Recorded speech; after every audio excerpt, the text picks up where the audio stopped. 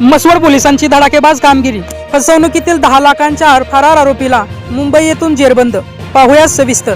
मसवड पोलिसांनी अत्यंत कौशल्यपूर्ण तपास करून सरकारी नोकरी लावण्याचे आमिष दाखवून तब्बल 10 लाखांची फसवणूक करणाऱ्या आरोपीला अटक करण्यात मोठे यश मिळवले आहे।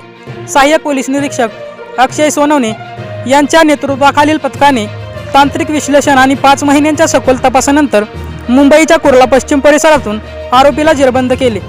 फिर्यादी जयवंत राजाराम घाडगे राहणार माळशिरस जिल्हा सोलापूर यांनी 22 ऑगस्ट 2025 रोजी मसवड पोलिसांत तक्रार केली होती। आरोपी ज्योतिराम बालमुकुंद काटकर वय 41 राहणार वडजल तालुका मान जिल्हा सातारा सध्या मुंबई याने फिर्यादीच्या मुलीला शासकीय नोकरी मिळवून देतो असे सांगून 10 लाख रुपये घेतले। स्वतः मंत्रालयात कार्यरत असल्याचा खोटा आणत फिर्यादीचा विश्वास संपादन करून त्यांची फसवणूक केली होती।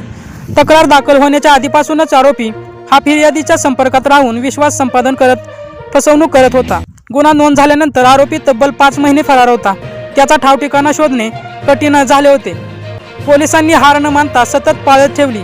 नातेवाईक परिचित मित्रमंडळी यांची चौकशी तांत्रिक माहितीचे विश्लेषण आणि काटेकोर तपास यांच्या आधारे आरोपी मुंबईत लपल्याची खात्री पटली। त्यानंतर API अक्षय सोनवणे यांनी पथकासह कुर्ला पश्चिम येथे धाड टाकून आरोपीला शिताफीने ताब्यात घेतले।